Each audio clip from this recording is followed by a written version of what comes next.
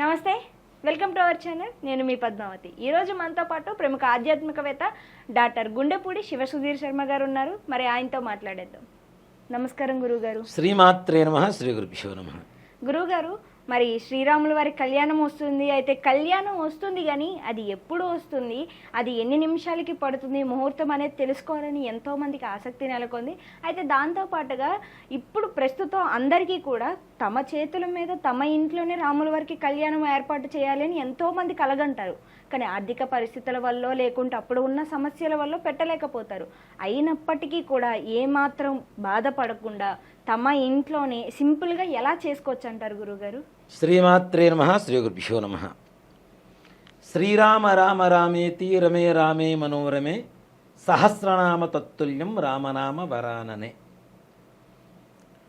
రాముల వారి కళ్యాణం 2025 ఏప్రిల్ 6వ తారీఖున చైత్రశుద్ధ నవమి రోజున పునర్వసు నక్షత్ర యుక్తంలో వస్తుంది.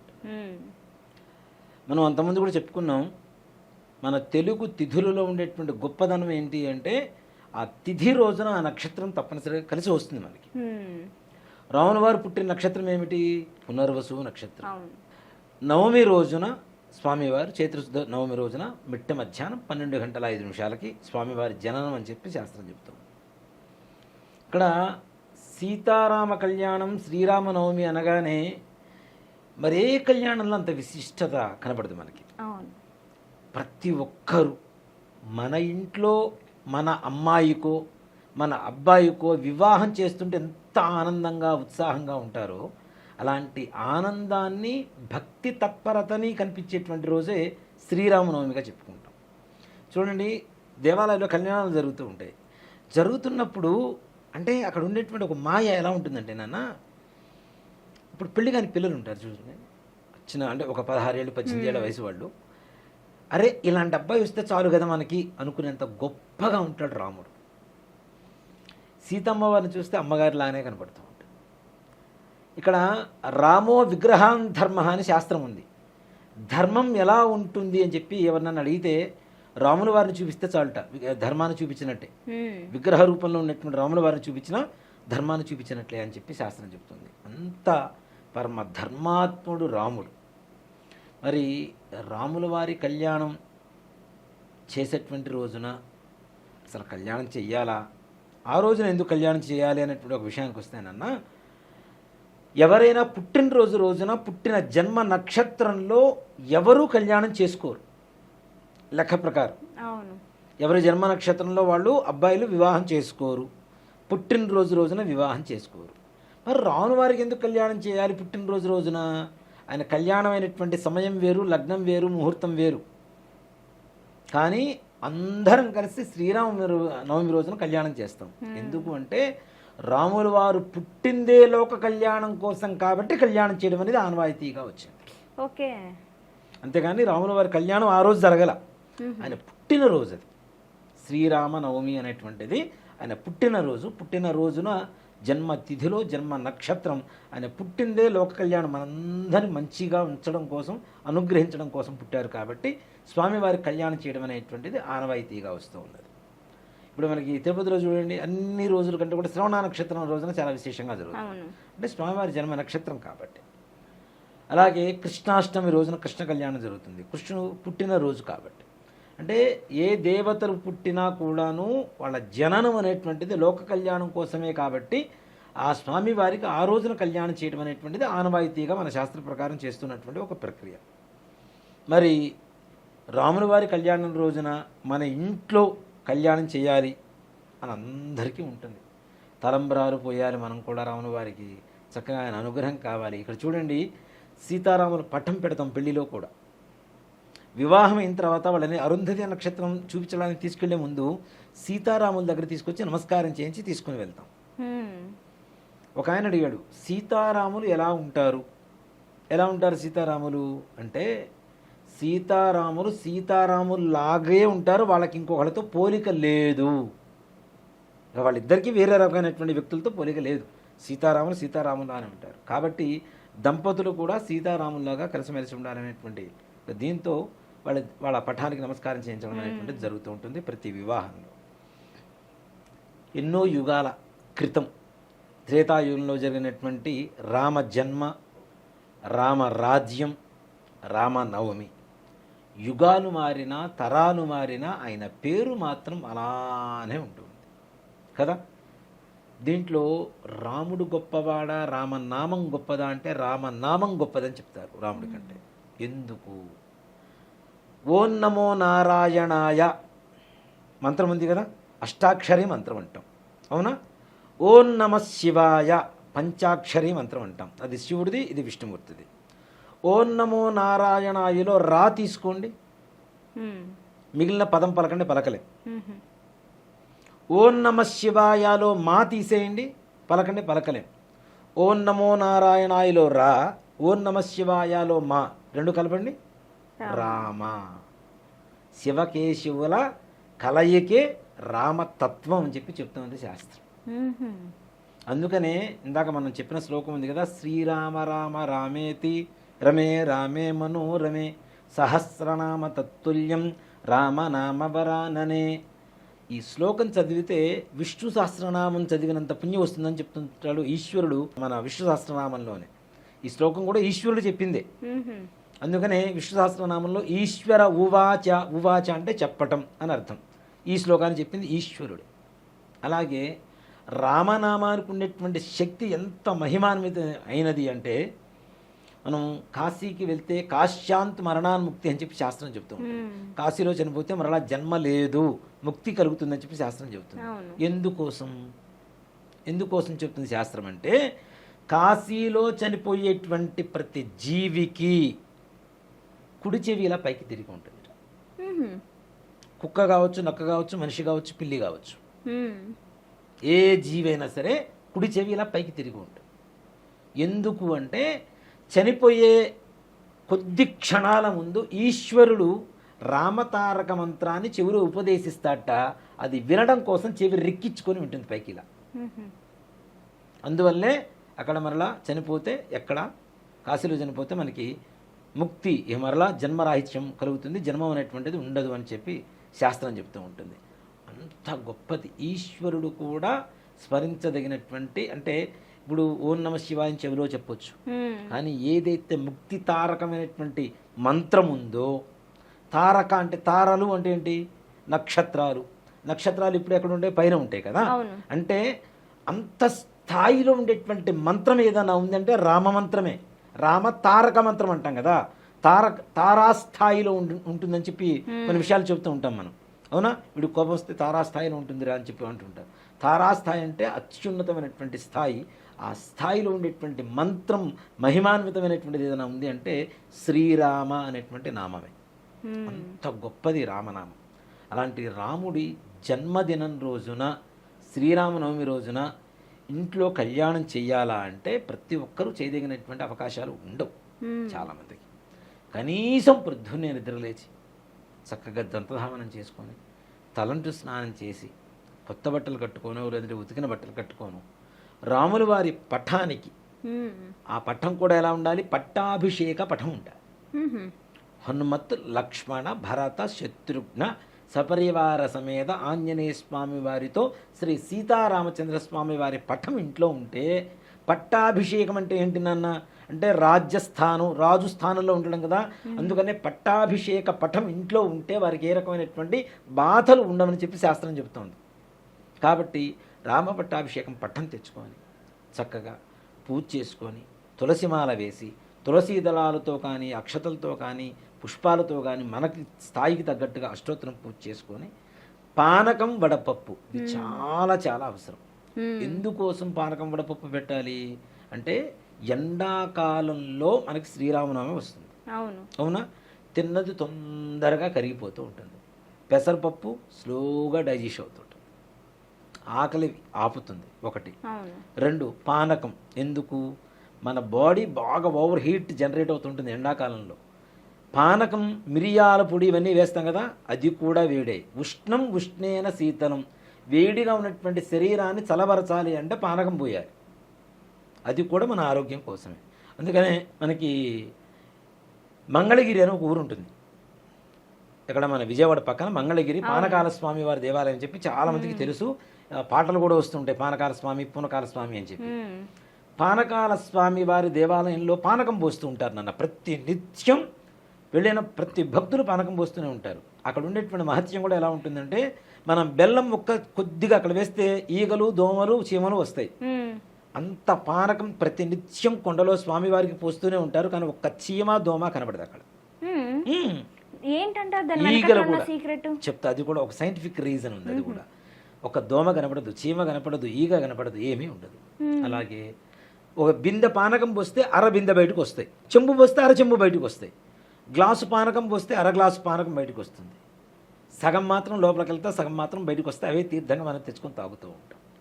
స్వామి వారు గుట్టక వేస్తారు అని మేము ఇది విన్నాం, ఇది నిజమే అంటారా? వస్తుంటది. అంటే శబ్దం రావడానికి సైంటిఫిక్ గా ఏమైనా ఉందంటారా, లేకుంటే నిజంగానే స్వామి వారు తాగారు అనుకుంటారా?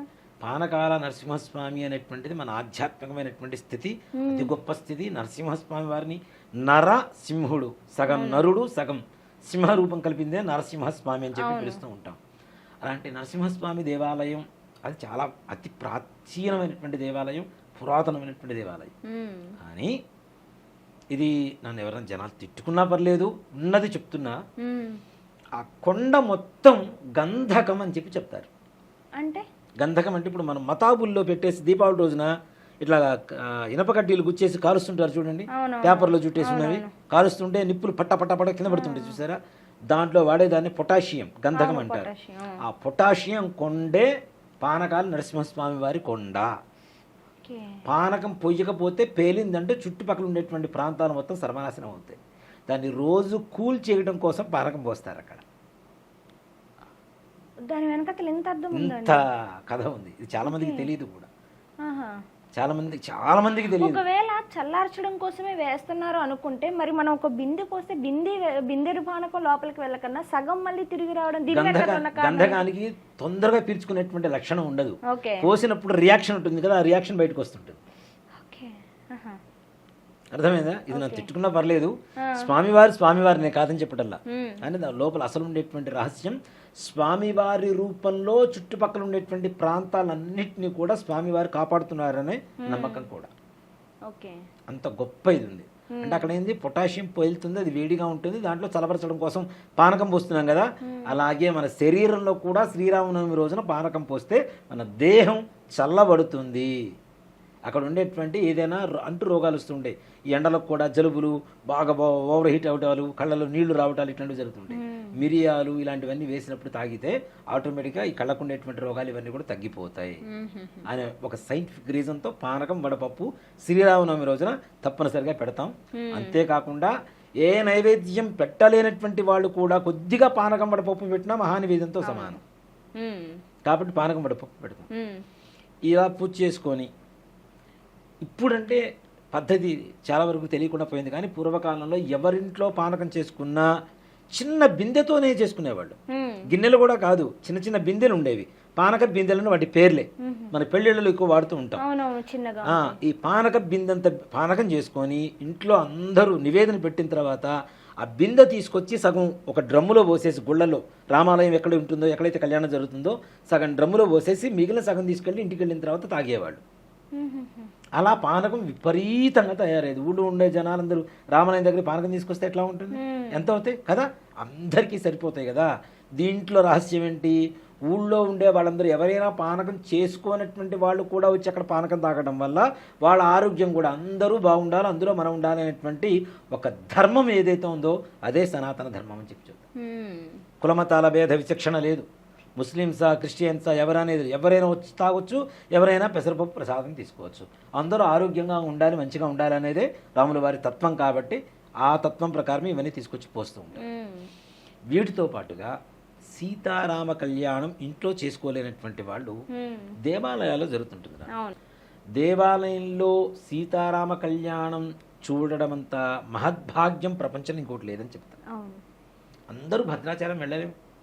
దగ్గరలో ఉండేటువంటి రామాలయాలు ఏవైతే ఉంటాయో, రామాలయాలు కళ్యాణాలు చూడండి ఎంత అద్భుతంగా ఉంటుంది అంటే నాన్న, సీతారాముల ప్రవర అని చెప్పి ఒకటి చెప్తారు. కళ్యాణంలో ప్రవర అంటే ఏ గోత్రం వాళ్ళ ముత్తాతగారు ఎవరు, తాతగారు ఎవరు, తండ్రి గారు ఎవరు, ఎవరి కొడుకు, ఈయన ఏమిటి, సీతమ్మవారి ముత్తాతగారు ఎవరు, తాతగారు ఎవరు, తండ్రి గారు ఎవరు, ఈమె ఎవరు, ఈమె ఏ లక్షణాలతో ఉన్నది, ఏ గోత్రం కలది అని చెప్పి ఒక ప్రవర చెప్తారు నాన్న. ఆ ప్రవర వింటే మన ఇంట్లో ఎవరింట్లో అయితే పెళ్లిళ్ళు కావటం లేదని చెప్పి ఎదురు చూస్తున్నారో వాళ్ళ ఇంట్లో మరలా మామిడాకు తోరణం కట్టడం, మంగళ వాయిద్యాలు మురోగించడం అనేది అతి తొందరలో జరుగుతుంది తప్పనిసరిగా. అంత గొప్పగా ఉంటుంది ప్రవర కూడా. ఆ ప్రవర కూడా చతుస్సాగర పర్యంతం గోబ్రాహ్మణేభ్య శుభం భవతు వాసిష్ఠ మైత్రా వృణకౌండిన్యత్రయా ఋషేయ ప్రవరాన్విధ వసిష్ఠ సగోత్రోద్భవస్య. రాముల వారి గోత్రం వసిష్ఠ సగోత్రం అంట. అజమహారాజు వర్మణోన్నప్త్రే, అజమహారాజు గారి ముదిమనవడు. రఘుమహారాజు వర్మణ పౌత్రాయ, రఘుమహారాజు గారి మనవడు. దశరథ మహారాజు వర్మణ పుత్రాయ, దశరథ మహారాజు గారి కొడుకు. ఈయన ఎలా ఉంటాడు? అఖిలాండ కోటి బ్రహ్మాండ నాయకాయ తత్వస్వరూపాయ సాక్షాత్ శ్రీ లక్ష్మీనారాయణ స్వరూపనే శ్రీరామచంద్రమూర్తినే వరాయ. సాక్షాత్ శ్రీ లక్ష్మీనారాయణ స్వామి వారి అఖిలాండ కోటి బ్రహ్మాండ నాయకుడే, ఆయనే రాముల వారి స్వరూపంలో వరుడు రూపంలో అక్కడ ఉన్నాడు అని చెప్పి చెబుతూ ఉంటారు. అలాగే అమ్మవారి ప్రవర చెబుతారు. ఆ చతుస్సాగర పర్యంతం గోబ్రాహ్మణేభ్య శుభం భవతు ఆంగీరస అయాస్య గౌతమత్రయా ఋషేయ ప్రవరాన్విధ గౌతమస గోత్రోద్భవీం. గౌతమస గోత్రంలో పుట్టింది అమ్మవారు. ఎవరు, ఎవరికి, ఎలా అంటే హరస్వరోమ మహారాజు వర్మణోన్నప్త్రీం. హర్స్వము అంటే వెండి, వెండిని రోమాలు కలిగినటువంటి హర్స్వరోమ మహారాజు గారి ముదిమనవరాల్ట సీతమ్మవారు. స్వర్ణరోమ మహారాజు వర్మణ పౌత్రీ, బంగారాన్ని రోమాలు కలిగినటువంటి స్వర్ణరోమ మహారాజు గారి మనవరాలుట. జనకజ మహారాజు వర్మణ పుత్రీ, జనకజ మహారాజు గారి యొక్క కుమార్తె. అఖిలాండ కోటి బ్రహ్మాండ నాయకీం సాక్షాత్ శ్రీ మహాలక్ష్మీం స్వరూపిణీం శ్రీ సీతానాంనీం కన్యాం. మహాలక్ష్మీ స్వరూపమైనటువంటి ఆ లక్ష్మీదేవత యొక్క సీతామ్మవారు ఆవిడే వధువుగా కూర్చున్నదని చెప్పి ఈ ప్రవర కూడా నాన్న పూర్వకాలంలో, ఇప్పుడు పద్ధతులు లేవు కానీ ఇప్పుడు మనకి ఎవరు వాళ్ళం మ్యాట్రిమోనియల్ సర్వీసెస్లో సంబంధాలు చూసుకొని మోసపోవటాలు ఇవన్నీ చేస్తున్నారు. కానీ పూర్వకాలంలో ఒక యుక్త వయస్సు వచ్చిన తర్వాత అమ్మాయి కానీ అబ్బాయి కానీ ఒక నలుగురిని దూతంలో చూసుకునేవాళ్ళట. దేశానికి 4 మూలలా వాళ్ళకి కావలసినంత తిండి, అవసరాలకు కావలసినంత ధనాన్నిచ్చి, గుర్రాలిచ్చి, వాళ్ళకి తోడుగా ఇంకో మనిషినిచ్చి 4 మూలలా వీళ్ళని పంపించేవాళ్ళు. మా అమ్మాయికి తగ్గ అబ్బాయిని తీసుకుని రండి, మా అబ్బాయికి తగ్గ వరుణ్ అమ్మాయిని తీసుకొని రండి అని చెప్పి, మా గుణగణాలు ఇవి, మా గోత్రం ఇది, మా తాతగారి ఈయన, మా ముత్తాతగారి ఈయన అని చెప్పి వాళ్ళకి చెప్పి పంపిస్తే వాళ్ళు వెతుక్కొని వస్తే అప్పుడు వాళ్ళని ఇచ్చి గుణగణాలు మొత్తం ఎంచుకున్న తర్వాత అప్పుడు వివాహం చేసేవాడు. ఇప్పుడు అవన్నీ పోయినాయి కదా. పూర్వకాలంలో వివాహం అంటే ఏంటి? అమ్మాయిని అబ్బాయిని, అబ్బాయిని అమ్మాయిని చూసుకునేటువంటి పరిస్థితులు లేవు. అవునా? చూసుకునేవాళ్ళ పూర్వకాలంలో. ఈ మధ్య ఆ కాన్సెప్ట్తో సినిమా కూడా వచ్చింది వరుడు. మరి స్వయంవరం పెడతారు కదా, మరి స్వయంవరంలో అదే చెప్తాను. దీంట్లో కూడా చాలా లక్షణాలు ఉన్నాయి. వివాహ విధానాల్లో గాంధర్వ వివాహం, రాక్షస వివాహం, మానవ వివాహం, దేవతా వివాహం చెప్పి 4 రకాలు ఉంటాయి. దేవతా వివాహం మనం చేస్తున్నటువంటి, దేవతలు చేస్తున్నటువంటి వివాహం. గాంధర్వ వివాహం స్వయంవరం. రాక్షస వివాహం లాక్కొచ్చుకొని పెళ్లి చేసుకోవడం. అంతే కదా. ఇష్టం లేకపోయినా, అమ్మాయికి ఇష్టం ఉన్నా లేకపోయినా లాక్కొచ్చి పెళ్లి చేసుకోవడం. మానవ వివాహం ఇప్పుడు మనం చేసుకుంటున్నట్టు వివాహం. దీంట్లో పూర్వకాలంలో దేవతల సమయంలో ఆ విధంగా ఉంటే మనుషులకు వచ్చేసరికి అమ్మాయిని అబ్బాయిని, అబ్బాయిని అమ్మాయిని చూసుకోవాల్సిన అవసరం లేదు. అబ్బాయి తల్లిదండ్రులు వెళ్ళి అమ్మాయిని చూసి వచ్చేవాళ్ళు. బాగుంటే అబ్బాయికి చూస్తే ఒరే అమ్మాయి బాగుందిరా, అమ్మాయి మంచి లక్షణాలు ఉంది, చేసుకున్నారంటే చేసుకునేవాడు. అబ్బాయిని అమ్మాయి తల్లిదండ్రులు వచ్చి చూసేవాళ్ళు. ఈ అబ్బాయి సంగతి అమ్మాయికి చూస్తే చేసుకునేవాళ్ళు. తర్వాత కాలంలో చిత్రలేఖనం వచ్చింది. బొమ్మలు, రాజులు గారి సమయాలకు వచ్చేసరికి బొమ్మలు గీసి, రాణిగారి బొమ్మ, యువరాణి బొమ్మ, యువరాజు బొమ్మలు గీసి చిత్రపటాలు మార్చుకోవడం అనేది వచ్చింది. అవి చూసుకొని ఓకే బాగున్నాయి చేసుకోవచ్చు అనే పరిస్థితికి అయితే ఇప్పుడు ఫొటోస్ ఏదైతే అదే చెప్తా అదే దశల వారీగా చెప్తూ వెళ్తా. ఆ తర్వాత ఫోటోలు వరకు వచ్చింది, ఫోటోలు మార్చుకోవడం వరకు వచ్చింది. ఆ తర్వాత ఒక దరిద్రపు లక్షణం వచ్చింది, పెళ్లి చూపులు. ఇది దరిద్రం అనే చెప్తా, ఇది కరెక్ట్ విధానం కాదు. పెళ్లి చూపులు చూసుకోవడం ఓకే. నిశ్చితార్థం, కన్యా నిశ్చితార్థం అంటారు నాన్న, అబ్బాయి నిశ్చితార్థం అంటారు. అక్కడ వర నిశ్చితార్థం లేదు. అమ్మాయి నిశ్చితార్థం చేసుకుంటున్నాం అంటే కన్ఫామ్ చేసుకుంటున్నాం కాబట్టి అబ్బాయి తల్లిదండ్రులు మాత్రమే వెళ్ళి అమ్మాయికి బొట్టు పెట్టి చీర పెట్టి ఏదైనా బంగారం పెట్టి మా అమ్మాయిని అనిపించుకొని వచ్చేవాళ్ళు. ఆ తర్వాత ఇప్పుడు ఎంగేజ్మెంట్ అనే సిస్టమ్తో ఏమొచ్చింది, ఇద్దరు ఒకే వేదిక మీద దండలు మార్చుకోవడం, పెళ్ళి అయిపోయింది. ఇంకా దేనికి ఇంక పెళ్ళైన అవసరం. ఇప్పుడు స్వయంవరం నుండి దండలు మార్చుకోవడమే కదా, అదే వివాహం నిశ్చయం కదా. ఇక్కడ ఎంగేజ్మెంట్లో ఇద్దరు కలిసి ఉండడం, ఒకే కూల్ డ్రింక్లో 2 స్టార్ వేసుకొని తాగడం, కేక్ కట్ చేసుకోవటం, ఆ కేకులు తీసుకొని మూతులకి మొహకాలకి పూసుకోవటం, ఇదంతా దరిద్రమైనటువంటి పద్ధత కాదు. అది తయారు చేసేది కోడిగుడ్డుతో, ఆ కేక్ తయారు చేసేదే. ఆ కూల్ డ్రింక్ ఏమో అమెరికా వైపు వెళ్తే బాత్రూమ్లు కడుగుతుంటారు థమ్స్అప్తో వాటితో. అవును, రీసెంట్ గా చూసాం వీడియోస్. బాత్రూమ్లు కడుగుతుంటారు, పురుగులు చావడానికి జరుగుతుంటారు, పొలాల్లో జరుగుతుంటారు. అవి తీసుకొచ్చి ఒక 2 స్టార్ వేసి ఒకే దాంట్లో జురు లాక్కోవటం. ఇది ఒక దరిద్రమైనటువంటి సిస్టమ్ అనేది ఒకటి వస్తే, దానికంటే ఇంకా దరిద్రమైనటువంటి సిస్టమ్ ఇంకొకటి ఉంది.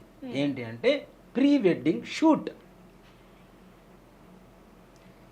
పెళ్ళి అక్కర్లా, ఎంగేజ్మెంట్ అక్కర్లా, డైరెక్ట్ కార్యమే దాంట్లో.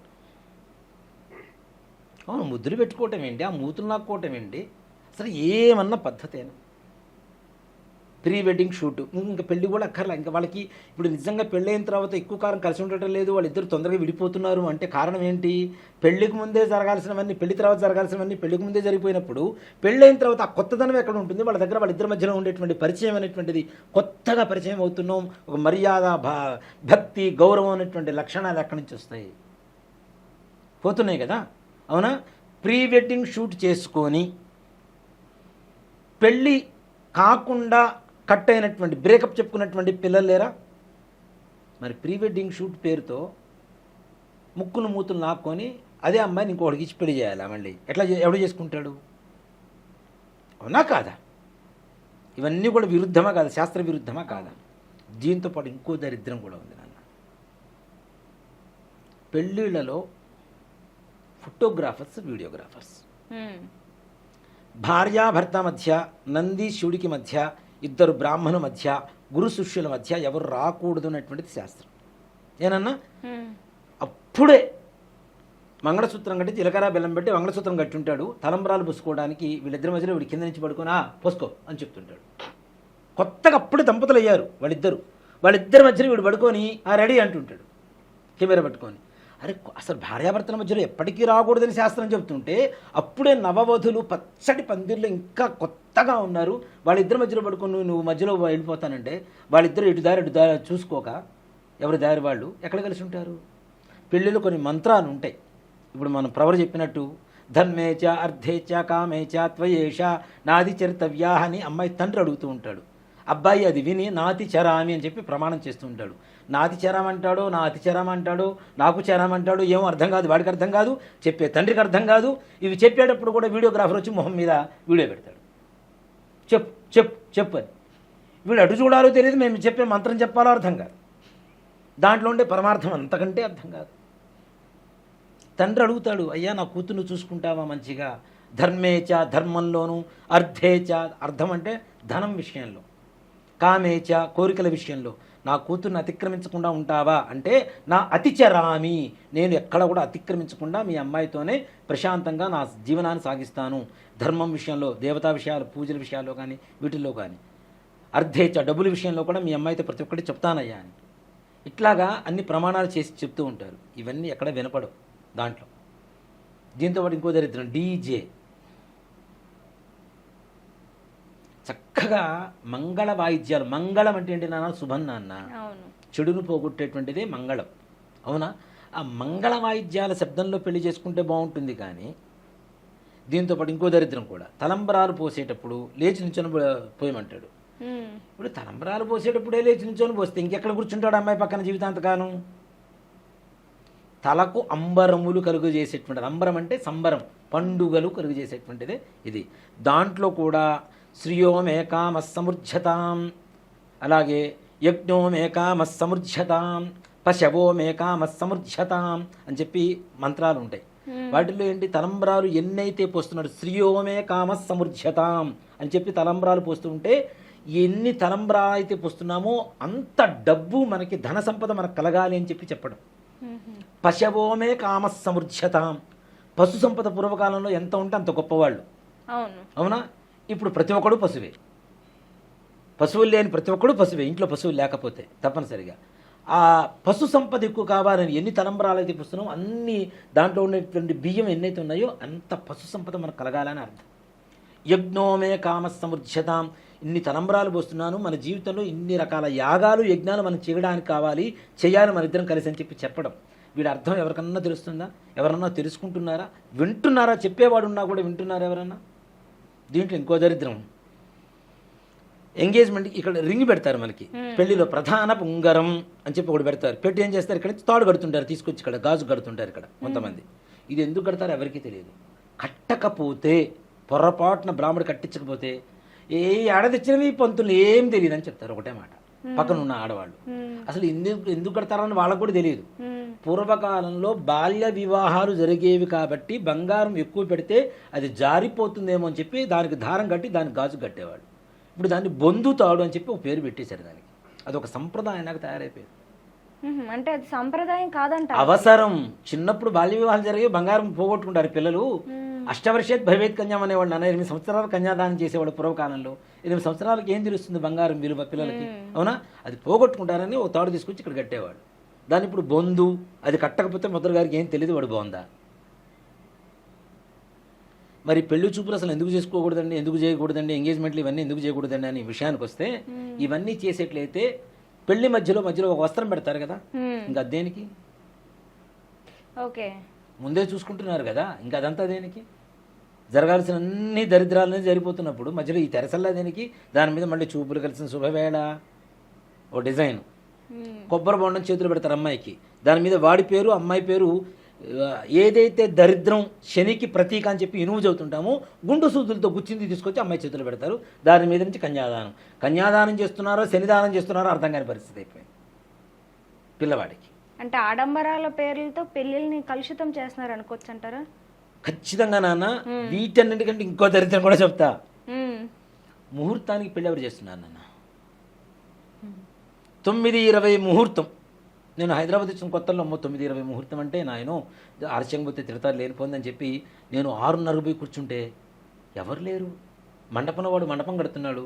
ఎన్నింటికి ముహూర్తం అని వాడు అడుగుతున్నాడు. 9:20 బాబు తొందరగా వస్తారు, తొందరగా కట్టవయ్యా అన్న. ఓ 9:20 కదా అంటున్నాడు వాడు. వీడి ధైర్యం ఏందా అనుకున్నా నేను.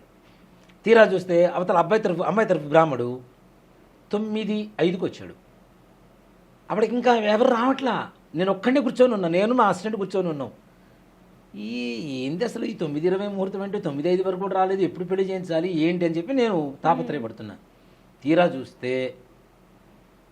చూస్తే ఏమైంది, 9:25కి పెళ్లి కూతురు వాళ్ళ రూమ్ దగ్గరికి వెళ్ళా. అమ్మ ముహూర్తం టైం కూడా అయిపోయింది, ఎప్పుడు వస్తారమ్మా అంటే అప్పుడు అమ్మాయి మేకప్ అవుతుంది. ఇంకొక గంట గురువుగారు అని చెప్తున్నారు. 9:20 ముహూర్తం అయితే 9:25కి ఇంకో గంట అని చెప్తున్నారు. సరే వీడేమైనా ముహూర్తం మార్చుకున్నారేమో అనుకున్నా.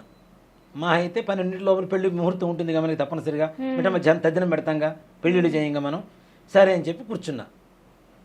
అభిజిత్ లగ్నం ఉంటుంది, 11:55 కూడా ముహూర్తం చేయొచ్చు అనుకొని కూర్చున్నా. అబ్బాయి 11:30, 11:40, 11:50, 12, 12:10, 12:20, 12:50కి అబ్బాయి వచ్చాడు. ఇప్పుడు బారాత్ చేసుకుంటూ అందరితో ఫ్రెండ్స్తో 12:50కి వచ్చాడు. అప్పుడు ఏం పెళ్లి చేయించాను ఇంకా 12:50కి? సుముహూర్తం అంటే అంటే మంచి ముహూర్తం అంటే సమయం. గ్రహాలన్నీ కూడా శుభవీక్షణ కలిగినటువంటి సమయాన్ని సుముహూర్తం అంటాం. సుముహూర్తంలో జీలకర్ర బెల్లం పెడితే తెరసల్లా పెట్టి అంతకుముందు చూసుకోకుండా ఉన్నటువంటి దంపతులైతే 7 జన్మలకి వాడిద్దరే భార్యాభర్తలు అవుతూ ఉంటారు. ఇప్పుడు సుముహూర్తానికి ప్రాధాన్యత లేదు. ఇలాంటి వివాహాలు కాదు మన దేవతా వివాహాలు. 12:05 అభిజిత్ లగ్నం శ్రీరామనవమి రోజున తలంబ్రాలు పోయడం ప్రారంభిస్తారు. ఆయన పుట్టిన సమయం 12:05 కరెక్ట్గా అభిజిత్ లగ్నం అంటారు. 11:50 దగ్గర నుంచి 12:10 వరకు ఉండేటువంటి సమయాన్ని అభిజిత్ లగ్నం అంటారు. ఆ అభిజిత్ లగ్నంలో తప్పనిసరిగా శ్రీరాముల వారికి చక్కగా కళ్యాణ మహోత్సవం చేస్తారు. అందులో రాముల వారి కళ్యాణం చేసేటప్పుడు మంగళసూత్రం కడతాం కదా, మంగళసూత్రం కట్టేటప్పుడు మన పెళ్లిలో ఏం చదువుతాం, మానవ పెళ్ళిళ్ళలో మాంగళ్యం తంతున నేనా మమ జీవన హేతున అని చెప్పి అబ్బాయి చదువుతూ ఉంటాడు. కానీ దేవతా కళ్యాణంలో మాంగళ్యం తంతున నేనా లోక సంరక్షణ హేతున, కంఠే పద్మామిసు భగేత్ పంజీవ శరదాం శతం అని చెప్పి చూస్తూ ఉంటాం. లోక కళ్యాణం కోసమే జరుగుతుంది ఈ కళ్యాణం అని చెప్పి చూస్తూ ఉంటాం. కాబట్టి ఇళ్లలో కళ్యాణం చేసుకోవడం కుదరనటువంటి వాళ్ళు ఎవరైనా చక్కగా ఆలయాలకు వెళ్ళి సీతారామ కళ్యాణ మహోత్సవాన్ని తిలకించి అక్కడ ఇచ్చేటువంటి తీర్థ ప్రసాదాలు స్వీకరించి అక్కడ అక్షతలు ఉంటాయి కదా అవి తెచ్చుకొని చక్కగా శిరస్సును దలుచుకుంటే ఎవరైతే పెళ్లి కాని పిల్లలు ఉంటారో పెళ్ళిళ్ళు అవుతాయి, పిల్లలు లేనటువంటి వాళ్ళకైతే పిల్లలు పుడతారు. చక్కగా ఎవరైతే ఏదైనా సంపాదించుకోవాలి, మంచి ఉద్యోగం కావాలనుకునేటువంటి వారికి మన మనస్సంకల్పం ఏదైతే ఉంటుందో ఆ మనస్సంకల్పం తీరడం అనేది తప్పనిసరిగా జరుగుతుంది. కాబట్టి శ్రీ సీతారామచంద్రస్వామి వారి పరిపూర్ణమైనటువంటి అనుగ్రహ కృపా కటాక్ష వీక్షణలు అందరికీ కలగాలని, సర్వే జనా సుఖినో భవంతు, అందరూ బాగుండాలి, అందులో మనం ఉండాలి అని చెప్పి రాముల వారికి మరొక్కసారి నా పాదాభివందనాలు తెలియజేసుకుంటూ శ్రీమాత్రే నమః, శ్రీ గురుభ్యో నమః. నిజంగా గురుగారు మీరు కళ్యాణం గురించి కానీ లేకుంటే ప్రతి ఒక్కటి మంత్రంతో పాటు ఆ మంత్రానికి ఉన్న అర్థాన్ని కూడా వివరిస్తుంటే మీరు ఎంత చెప్తున్నా కూడా ఇంకా వినాలి, తెలుసుకోవాలి అని అనిపిస్తుంది. అంత ఆరాటం అనేది పెరిగింది నాలో కూడాను. ఈ వీడియో చూసే ప్రతి ఒక్కరికి కూడా నూతనంగా పెళ్ళి ఎవరైతే చేసుకోబోతున్నారో ఇప్పుడు వారందరికీ కూడా ఈ వీడియో ఒక బెస్ట్ గైడెన్స్గా అనుకోవచ్చు. ఇదైతే మాత్రం నిజంగా గురుగారు ధన్యవాదాలు. శ్రీమాత్రే నమః, శ్రీ గురుభ్యో నమః.